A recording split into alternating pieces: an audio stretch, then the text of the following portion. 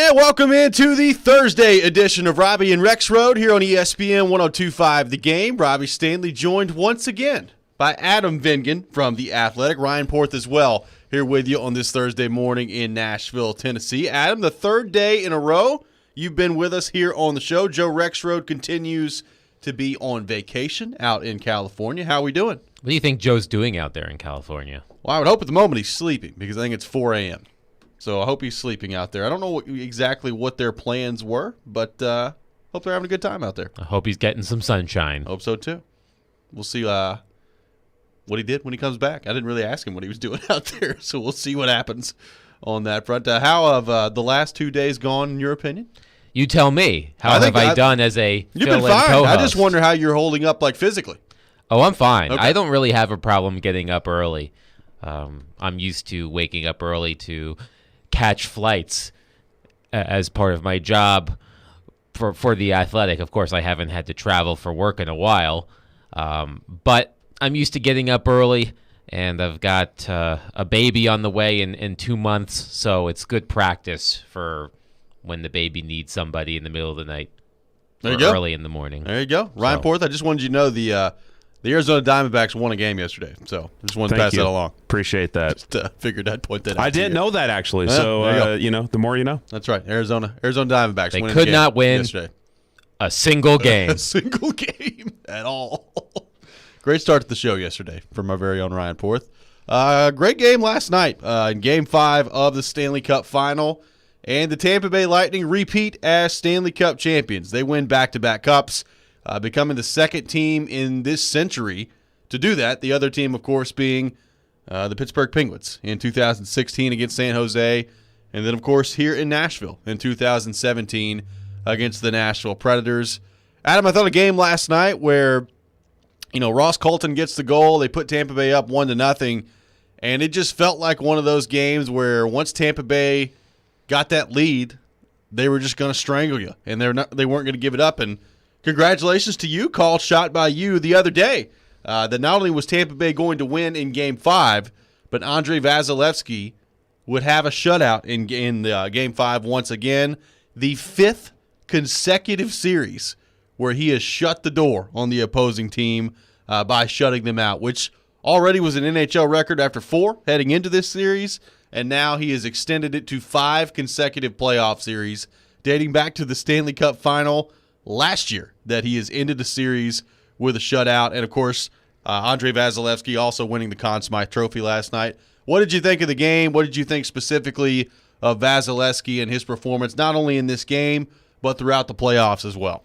Well, as you mentioned, 5 consecutive series-clinching shutouts, an NHL record. I believe the previous record was 3. So extending his own record, which I imagine will never be matched again. A deserving winner of the Conn Smythe Trophy, and if it were up to Nikita Kucherov, Andrei Vasilevskiy would have also won the Vezina Trophy as the best goaltender, and we'll hear from Nikita Kucherov here in a minute. Yes, we will. An epic press conference from Nikita Kucherov last night. But once the Tampa Bay Lightning scored that goal, you knew the game was over. First of all of the players to score the game-winning goal, it was Ross Colton. Yeah. One of the few no-name, quote-unquote, players on the Tampa Bay Lightning when you consider the star power they have at every position. But as we've discussed this week, what makes the Tampa Bay Lightning so good, it is their strong drafting and development and management. And Ross Colton, the player, that does not have the experience or the talent of a lot of his teammates, but still a very valuable player that would probably contribute even more on any other team. And yeah, I mean, we talked about this yesterday about repeating as Stanley Cup champions, which is difficult in its own right. But then you also have to consider the past 2 seasons, everything the NHL has endured as a result of the pandemic.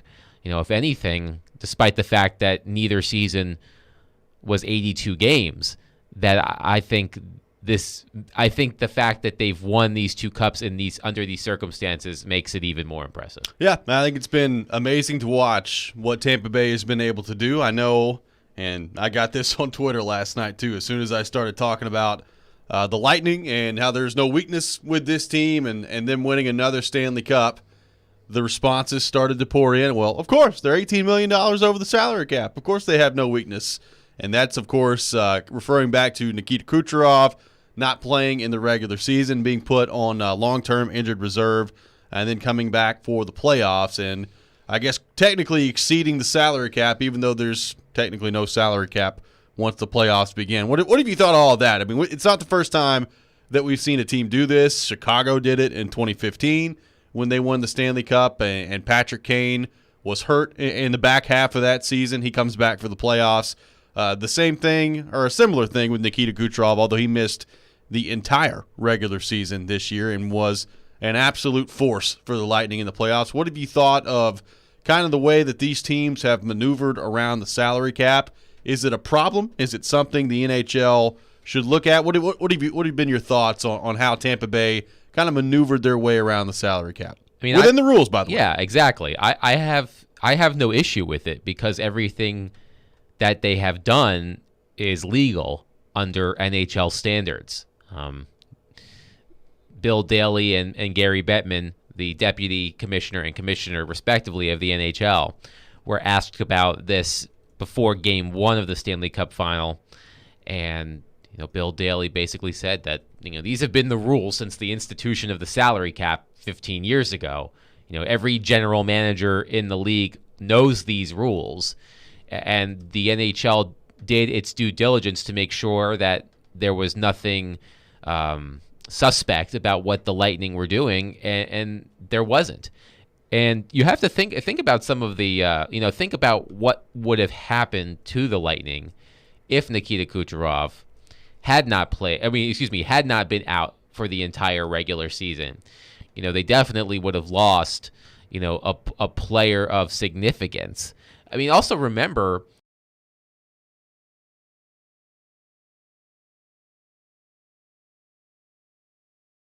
definitely once, perhaps twice, and nobody would take him. And Johnson played a significant role in the Lightning's run to a second consecutive Stanley Cup. But you also have to think about some of the moves they're going to have to make this summer.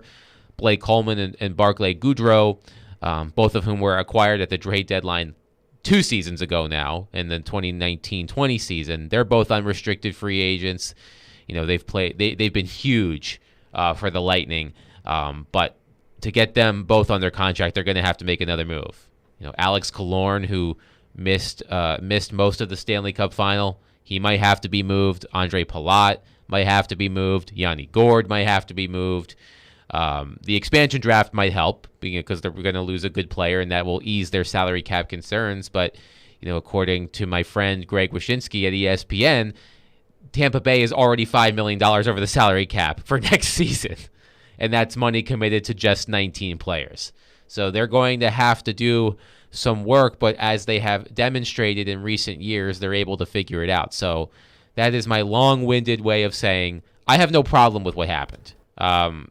Nikita Kucherov legitimately needed hip surgery, needed to recover throughout the regular season, and, now he gets to celebrate shirtless and drunk. There was that. Can we get to that audio? Or we'll get to that coming up here in a little bit. I need to hear that again. It's so good. Yeah. That's coming up in a few minutes. Well, I don't think they're going to have to part with all those players. No, but they're going to have to part with at least group, one or two. Right. That's the group of players that they're going to have to part with. But the way they've built this thing, they've got young players that can go in there and have the potential to keep them in the mix again for a three-peat. Yep. Oh, for sure. Absolutely. Like Ross Colton, who scored the goal last night, is probably in their top 9 next year. They've got Cal Foote, the defenseman. Matthew Joseph. Yeah, who Matthew Joseph has a lot of talent, but was, not in the top 12 at forward because of a numbers game for most of the playoffs. Mm-hmm. He would have been in many lineups across the NHL this year. So, they have an abundance of young talent that can come in and help them. Yeah. Absolutely. which is scary. It is scary. And the one thing you can now count on with the Tampa Bay Lightning is if there's ever a TV contract expiring in the NHL, Lightning probably going to win the Stanley Cup. Wow. That happened with the ESPN back in 2004. And now, the end of an era last night as well. The NHL on NBC is no more. That is the last time we will see the NHL on NBC. Starting with expansion draft coverage in a couple of weeks, that's shifting to ESPN and the family of networks. TNT coming in there as well. What do you guys think about that? The end of an era, NHL on NBC is no more. Last night was the last time that we'll see it. By the way, let me just say this. I thought, Kenny Albert stepping into some pretty big shoes with Doc Emmerich no longer being there. I thought Kenny Albert did a pretty outstanding job on his call with the Stanley Cup final. I thought the lightning strike twice last night was very good. I thought Kenny Albert did a pretty good job on the call with Eddie Olczyk as well. Well, Kenny Albert, obviously a very seasoned and very capable. Quite versatile. Correct. I mean, he's probably called every sport known to mankind. He probably is. He does the NFL. Big cricket fan. Does the NHL. Well, a few years ago, he called every game of the conference final when the Rangers were in it because he's also the radio voice for the Rangers. Yep. Mm-hmm. And then it was Hawks Ducks in the conference final. So he went back and forth for NBC in the Western Conference final and the Rangers radio call. I remember That's every day for like 2 weeks. You're going in a across the different city. country. Yeah, crazy. Richard Deitch did a story for The Athletic, when that was happening, basically detailing Kenny Albert's itinerary. Yeah. I want to find it. It was insane. Like New York, California, Chicago, New York, Chicago, California, Tampa Bay. Yeah. It was all over the place. But I'm looking at Cap Friendly right now and just thinking about how this team was built, and we'll get to this a little bit later. I'm looking at the forward group specifically. Nikita Kucherov, drafted. Steven Stamkos, drafted. Braden Point, drafted. Andre Palat, drafted. Yanni Gourde was undrafted and signed, so let's throw him in there too. Tyler Johnson, undrafted and signed. Anthony Cirelli, drafted. Alex Killorn, drafted. Matthew Joseph, drafted. Ross Colton, drafted. That's how you build a team, is you find these elite players in the draft, but you also find players like Yanni Gourde and Tyler Johnson, neither of whom were drafted, and you take a chance on them, and it's been great for both of those players and for the team. I mean, that's a testament to, as we've talked about, the Lightning front office. Coming up next, we'll continue the conversation on the Tampa Bay Lightning winning the Stanley Cup. Back-to-back cups that have been won by the Tampa Bay Lightning. How do they stack up against other teams in this era? Why there's at least one reason why I think there could be some separation with this Lightning group. We'll get to that coming up on the other side. You're listening to Robby and Rexrode, streaming live on YouTube, on Twitch, and on Periscope this morning. Adam Vingan in for Joe Rexrode right here on ESPN 102.5 The Game.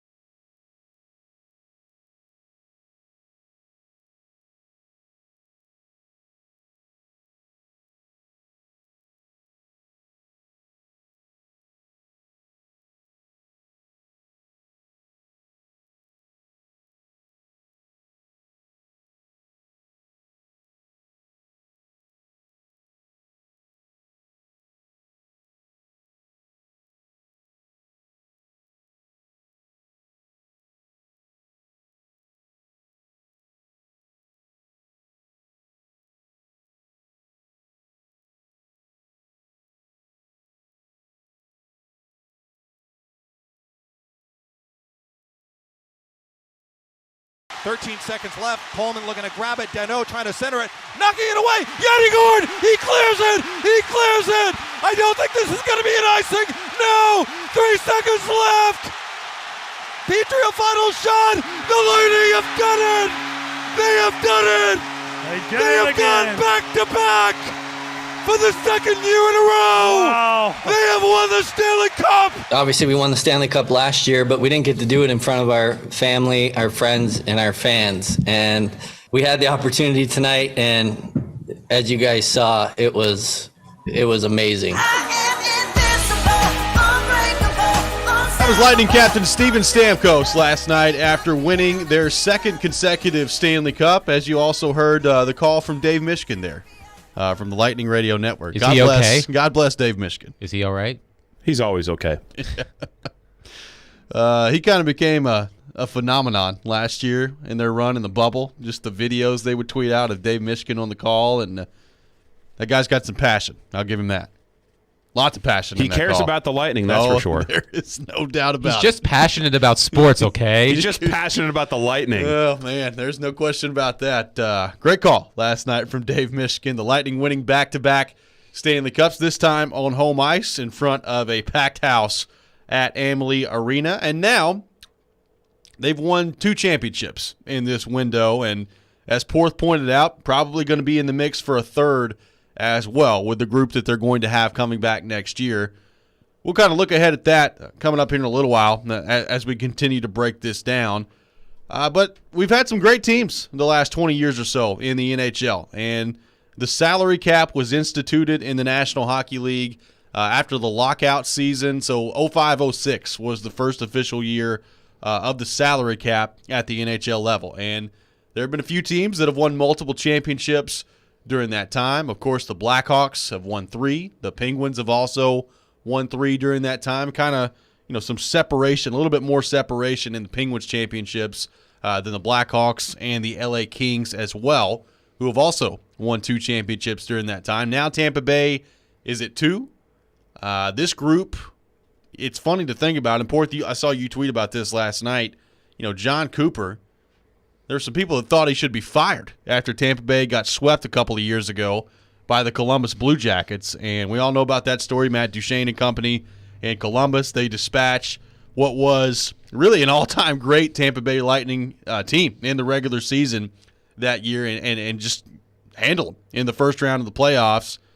They largely keep the group together. They bring in a couple of pieces to add a little bit more grit to that group. And now here they sit 2 years later with 2 Stanley Cup championships to their name. Look, the Penguins, there's a lot to like about them and their run. Sidney Crosby and the firepower they have up front. Obviously, Chicago and what they were able to pull off with Jonathan Toews and Patrick Kane and Duncan Keith and Joel Quenneville in that run. It was a special, special run. But honestly, guys, I look at this Tampa Bay team, and I think it may be the best of all of them because of their goaltender. I think Andrei Vasilevsky separates them from the rest of the pack. I mean, look, you can make an argument maybe that Chicago or Pittsburgh has more high-end forward talent. And maybe. I mean, you've got Kucherov, you've got Braden Point. So 2 great players. Steven Stamkos still a great player in this league. They're loaded at forward. Defensively, 1 through 6, really 1 through 7 for the Lightning. Pretty loaded on the back end as well. But I think Vasilevsky right now, pretty clearly the best goaltender in the world, and I think he is establishing himself, if he continues on this track, as maybe one of the best goalies we've ever seen. He has been awesome, and I think because of that, this Tampa Bay team, when you factor in the whole picture, I think they may be the best of all of them that we've seen in the salary cap era. Well, also think not only these back-to-back championships here in the last 2 years, but they've made the conference finals 3 separate times where they've lost in Game 7 in this last decade, and they made another trip to the Stanley Cup final in 2015 where they lost to Chicago. So that is 6 trips to the conference finals or later in the last 11 years, which is pretty remarkable in the NHL salary cap era where there's been so much parity. And I 100% agree with you that Vasilevsky separates them from Pittsburgh because, Fleury was really good when they won the Cup in 2009. Matt Murray was really good when they won it in 16 and 17. The Blackhawks, they had Niemi and Crawford, but Vasilevsky, like you said, I mean, he's on a track to be a top 10 goalie of all time, at least. The talent at forward and defense is comparable to both teams as well. I would just like to point out Andrei Vasilevsky's combined statistics over the past 2 Stanley Cup playoffs. He has won 34 of 48 games with a 1.9 goals against average and .932 save percentage. It's ridiculous. And 6 shutouts, 5 of which, clinched in the series. biggest moment. Yes. Yeah. So, I mean, I really do think that, and how old is he? 26? Yeah. I mean, remember when it was a big deal that the Lightning were getting rid of Ben Bishop? And Ben Bishop was great for the Lightning. I also remembered that he was a brief member of the Los Angeles Kings. Does anybody remember when Ben Bishop played for the LA Kings? No. Can't say I do. But they got Eric Chernak in that trade with the Kings. Yep. Oh, there you go. See? Very smart. I did not know that, or at least forgot. But Vasilevsky, incredible. And because the Predators and Lightning shared a division this past season, we got to see Andrei Vasilevsky more often, and watching him in person and watching him more frequently, you can certainly see why, he is the goaltender to be reckoned with. Especially if Nikita Kucherov has his say. I'm just trying to tee up this audio. I really want to hear it. We've got it planned out for next segment. Oh, that's next segment? We'll be there. Yes. I'm really teasing this, so everybody listening better stick around awesome for the next segment, because if you haven't heard this, oh boy, the best Zoom press conference of all time. Maybe of all time. It was great. We'll get to that coming up here in a few minutes. But yeah, I mean, I think he does. I think he separates them from the rest of the pack. And you can make an argument. I mean, look, the Blackhawks, especially, like I think back to that 2015 team, they were loaded. I mean, 2013 they had a great regular season, albeit in a shortened regular season due to the lockout that year. The Blackhawks have had some really good teams, but I just think Vasilevsky pushes Tampa Bay over the top. It's the most important position in hockey, and it's one of the most important position in sports. And it's not like the rest of this roster really has any holes at all either. I mean, Victor Hedman, we've talked about Duncan Keith and how important he was in Chicago with their runs to the championship. I mean, Victor Hedman's right there with him. I mean, Victor Hedman's a great player. He's going to be a Hall of Fame defenseman one day. And Kucherov, Braden Point, like, it's funny because you start to list off the good players and the players that you've got to keep an eye on for Tampa Bay. And, like, Steven Stamkos now used to be clearly at the top of that list. Right now he's like 5 or 6. You're like, oh, yeah, Steven Stamkos is there too, by the way.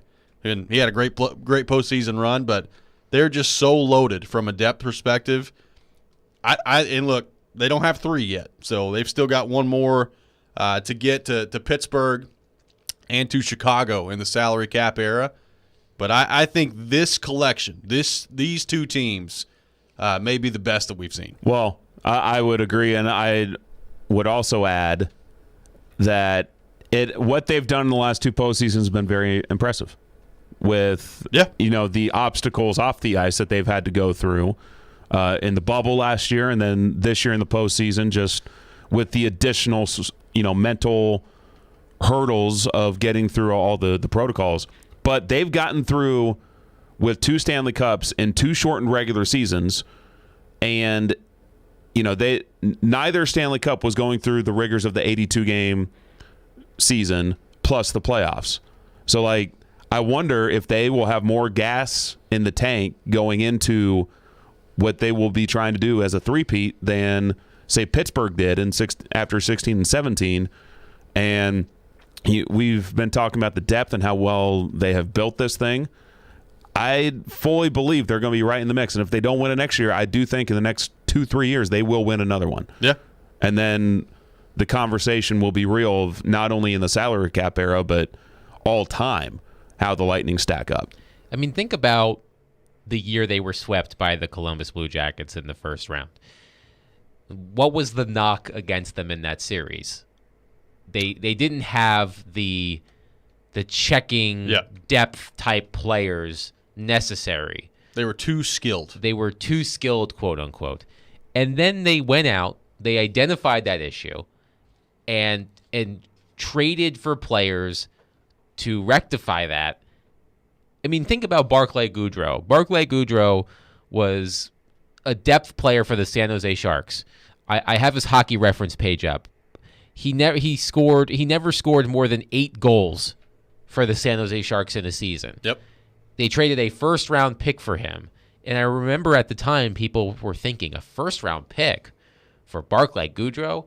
The Lightning identified what they needed, saw it in Goodrow, traded a first-round pick for him, and look how it's worked out. I mean, and Blake Coleman, too. Blake Coleman, a bit more accomplished than Barclay Goodrow in terms of his personal statistics.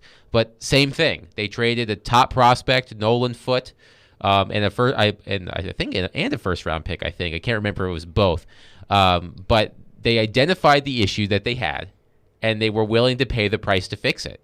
And think about where this Lightning team would be without the contributions of Coleman and Goodrow over the past 2 seasons. Well, think about they've been huge. Pat Maroon. Pat Maroon's now won three cups in a row. He won with the Blues, and has now won 2 in a row with the Tampa Bay Lightning. And I want to say, like, he's the first player to do it with different teams since like 1960 or something like that. I mean, it's been amazing.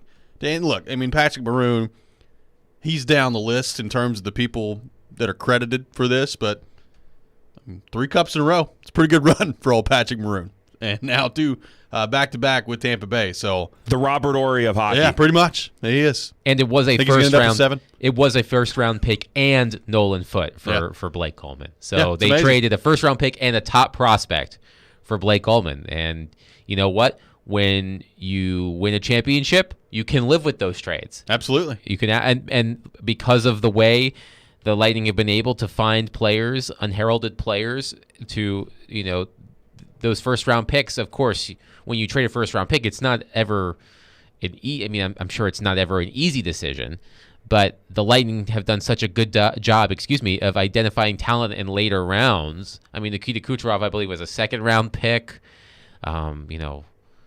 Alex Killorn, I think, was a third or fourth-round pick.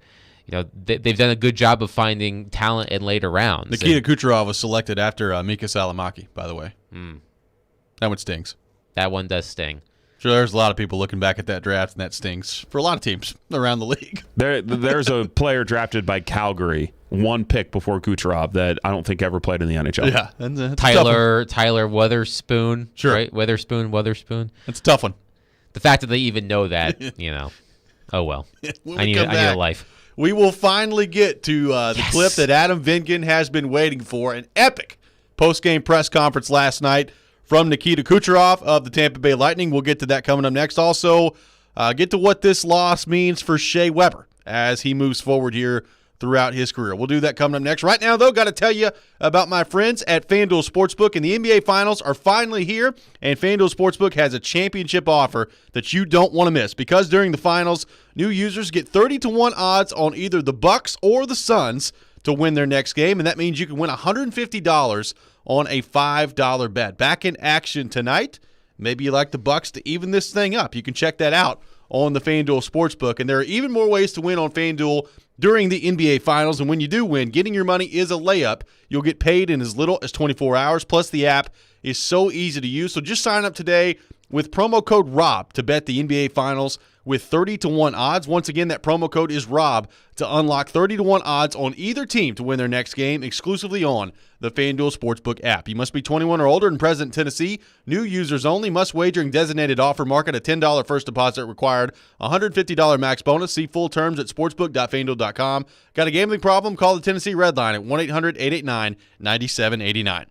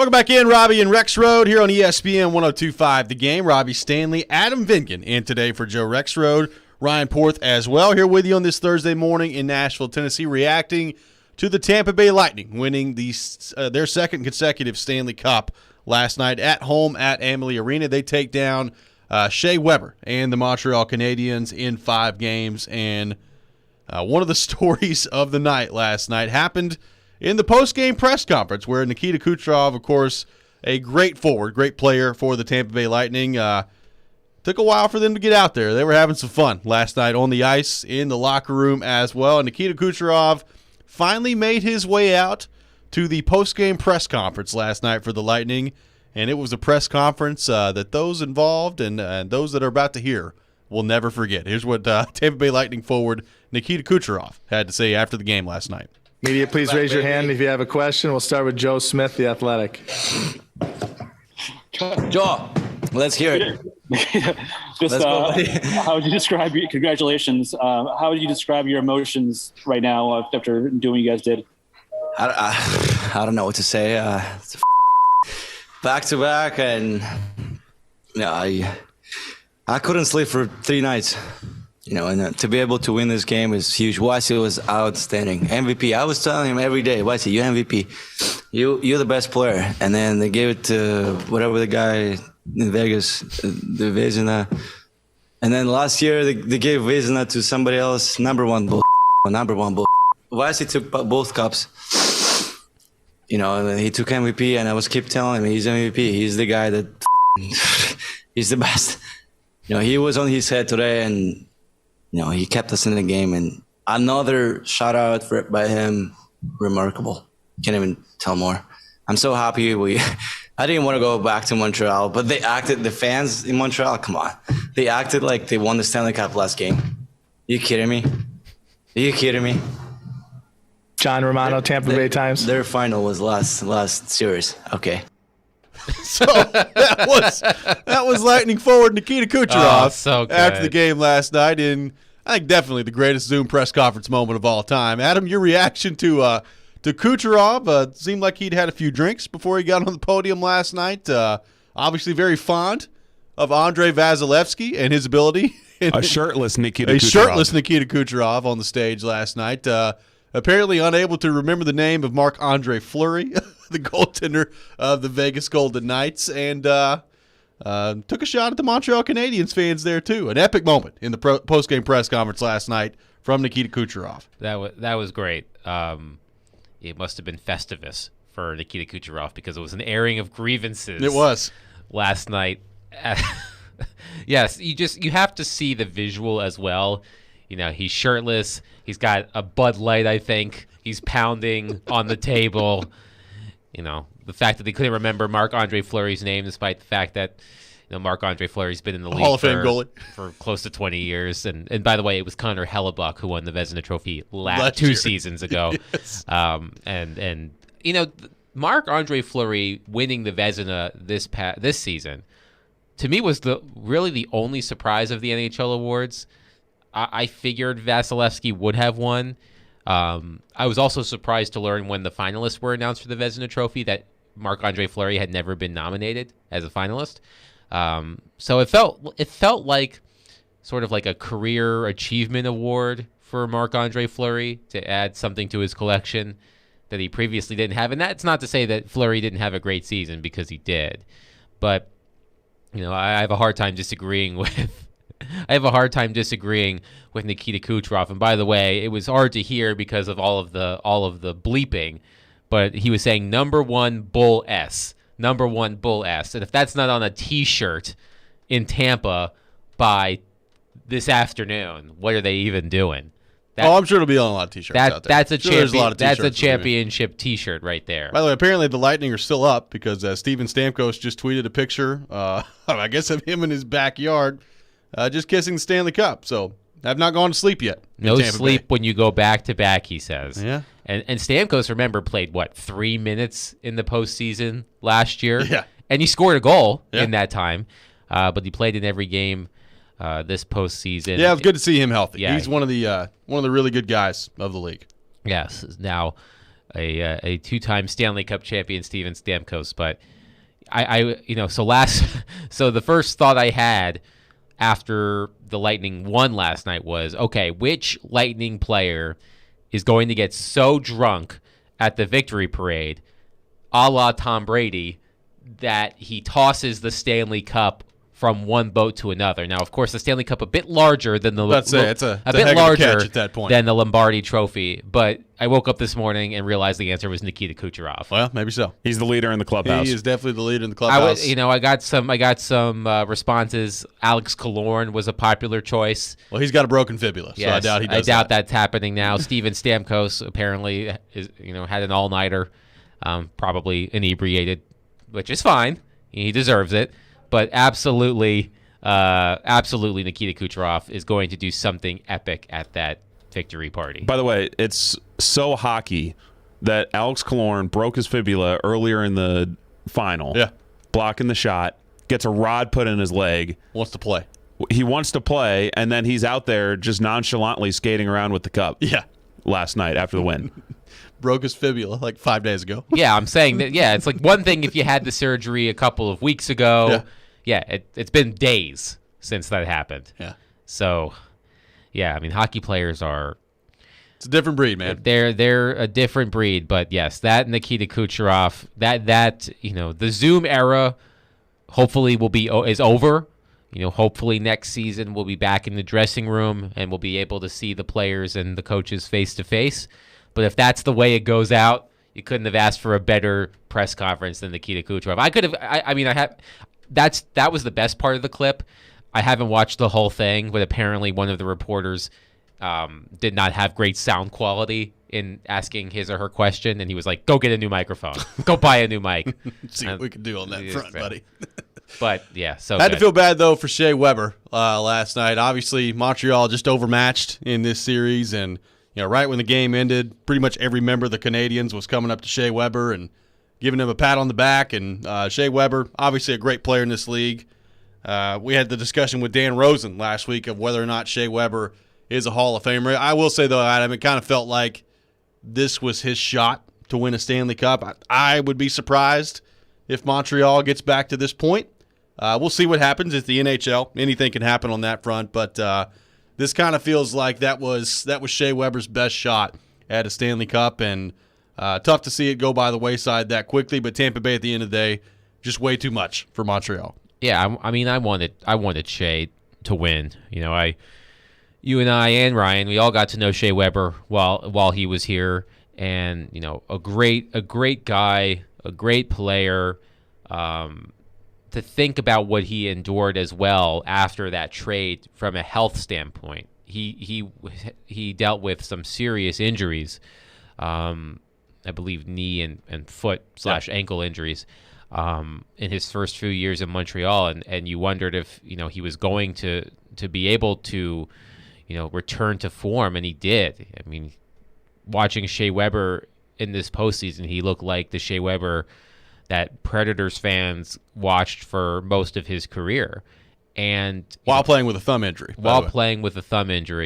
The thumb still strong enough to slash. Who did he slash? Was it Kucherov? It was Kucherov. Yes, it earned a $5,000 fine early in the series. Shea Weber doesn't care. No. He'll do it again. Yes. Especially after hearing that press conference. Yeah, that'll be some interesting games. The next Lightning year. and Canadiens will be back in the same division next year.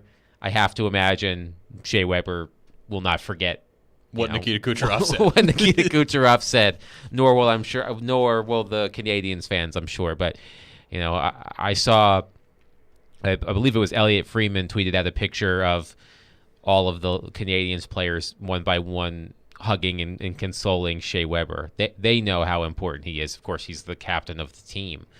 It reminded me of Shea Weber's last game in a Predators uniform, Game 7 in 2016 against the San Jose Sharks. I believe it was a 5-0 loss for the Predators, and Shea.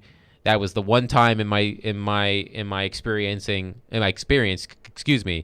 covering Shea Weber that I saw actual tears. Yep. I'm not sure if they actually came out of his eyes, but he was certainly teary-eyed. he and Roman Josi had a rough game in that game 7. But I remember being struck by the fact that Shea Weber, who we all feel is made of stone, actually showing some emotion, and I can only imagine what last night was like. But he is someone who I will always root for. In our profession, you develop relationships with players and people, and just it's natural to grow it. I don't want to say grow attached, but you there are players that you work with that you really like and you want to see them do well. And Shea Weber is on the top of that list for me, or among the top of near the top of the list. And I'm hoping he gets another opportunity. I'm skeptical that it will happen. Game 2 coming up tonight in the NBA Finals between the Bucks and the Suns. What has the interest level been throughout the country? We've got some numbers to throw your way coming up next. We'll get to that next. This is Robby and Rexrode here on ESPN 102.5 The Game.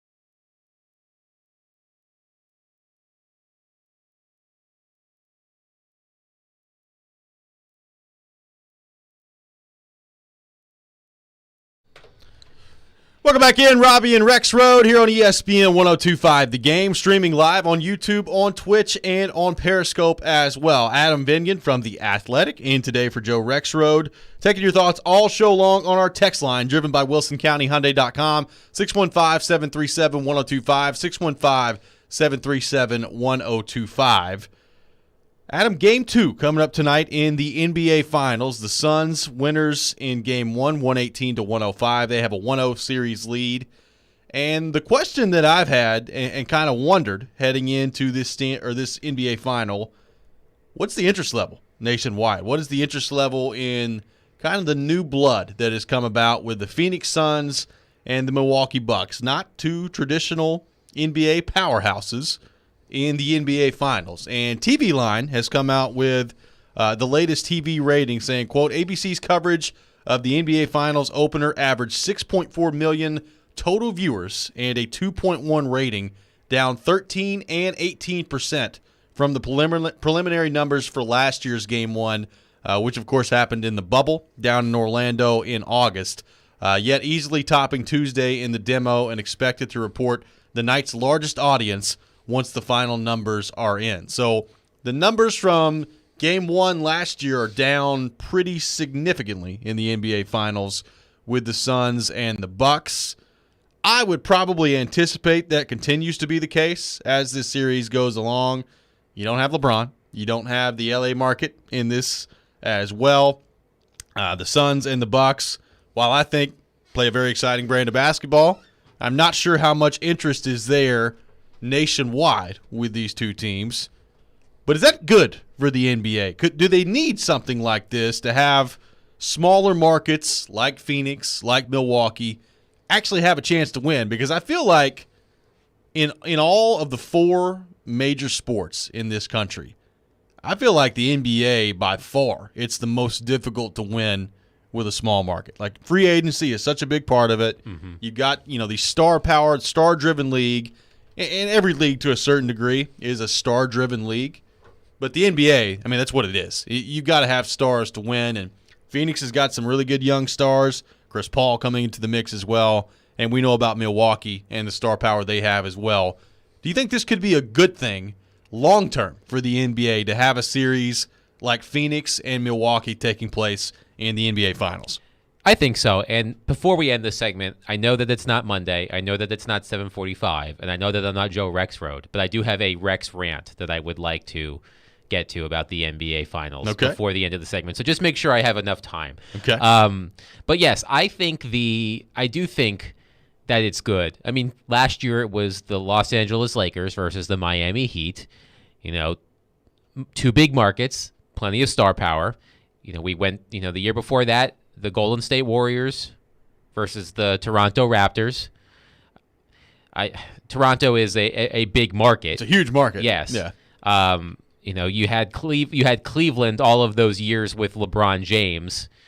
Cleveland not a big market, but when LeBron's kind of his own market. Yeah, but when you have LeBron James on your team, it is kind of your big market. So when was the last time that like a significant small market team played in the NBA Finals? And the first one I can think of was, the Oklahoma City Thunder in 2012. The Spurs. The Spurs, I guess. But the Spurs had been somewhat they were established at that point. They were established at that point. You knew what you were getting out of the San Antonio Spurs. That Oklahoma City Thunder team in 2012, which lost to your Heat, they had a young Kevin Durant, they had a young James Harden, a young Russell Westbrook. So plenty of exciting young players on that team. But sure. Oklahoma, but they hadn't been as established in the league as they are now. And Oklahoma City definitely a small market in the NBA. But yeah, I mean, we've talked about this. We talked about this before the series and even after Game 1, that we expected the ratings for this series to be low comparatively to recent NBA Finals. But when it comes to establishing new fans and in gathering interest from casual fans, I think it's good to have different teams in there. I mean, because I have the list right now of final, NBA Finals. Golden State played Cleveland 4 consecutive times. Yep. Right in the NBA Finals between 2015 and 2018. I mean, I know that it's exciting. Both teams were good. Both teams had superstars, but like, how many times can you watch that series before do I really want to watch this again? When like Clemson and Alabama, right? When Toronto broke that streak in the Eastern Conference and played Golden State, that was more exciting because it was different. So yeah, I like. Of course, the ratings would be better if the Lakers were in it, or the Nets were in it, or the Knicks were in it, But like I said, this was the first finals that the first NBA Finals where I was like, oh, I'm really interested to see what happens because I have no idea what's going to happen. Like even last year, I thought the Lakers Heat final was entertaining, but you kind of had this sense of inevitability that LeBron and Anthony Davis would figure it out, which they did. So this is the first series I feel like in a while where there is a bit of intrigue as to who could win. So So what did you say the numbers were for the first game? 6.4 million total viewers, the average, and a 2.1 rating. So down 13 and 18% from the preliminary numbers. I guess the 13% down is the 6.4 million, and the 2.1 rating is the 18%. Okay. I mean, I think that that seems about what I expected. So what is your rant? What has the NBA done to upset you? It's not what the NBA has done. It's what Jared Stillman has done again. Okay. So I was listening to Stillman and Company, as I am wont to do, yesterday, and Jared, as is his wont to use that phrase again, went off on the Phoenix Suns for wearing their Valley jerseys during the NBA Finals. Oh, yeah. And he was saying, where are the Celtics jerseys? Where are the Bulls jerseys? Where are the Lakers jerseys? Like talking about the classic jerseys from like the 70s and 80s. Sure. Grow up, dude. Like, this is 2021. Like, these are the types of jerseys that teams wear. These are the types of jerseys that fans want to buy. Do you even know what the regular Suns uniforms look like? Like, do you want to see them wear those? I like these jerseys. They have personality. And, I like these. Now, I will say, in Jared's defense, there are some modern NBA jerseys that are absolutely atrocious. You can never say in Jared's defense and not have me interrupt. So, Porth, cut his mic. He's not listening. He's not. But it was just such listening. It was such an old man rant, talking about the when Michael Jordan won the NBA title, they wore white at home and red on the road. Like, that's not what this NBA is anymore. No. I mean, it is about style. And, I am not one to talk about style, but neither is he. So, what's wrong with your style? I don't know. I mean, I'm not wearing design. I like the Suns uniforms. I think they're cool. I think they're great. I like the color scheme. I like that the NBA. There are some that are atrocious. Yeah, there are some that are bad. The Utah Jazz is atrocious. Like the awful. red, like the orange, and it's awful.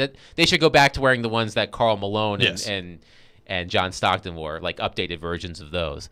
But just like, his argument was that teams in championship series should not wear alternate jerseys. They should wear their. Well, they've been wearing normal these the whole jerseys. playoffs. Yeah, so I've got no problem with it.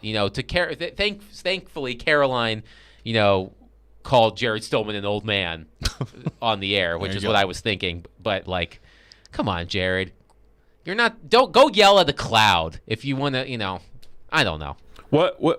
What though has sparked the NBA to be wearing the colors at home and not white?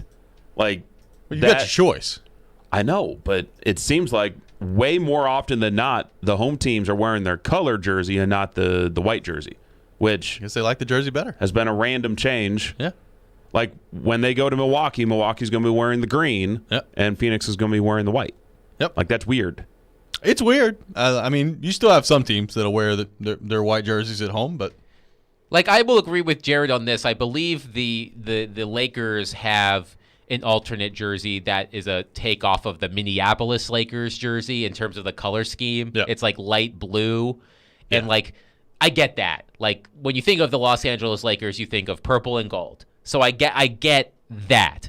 But, I don't even know if I remember what the Suns' actual uniforms look like. It's not like the ones they wore when Charles Barkley and the Suns were in the NBA Finals against the Bulls.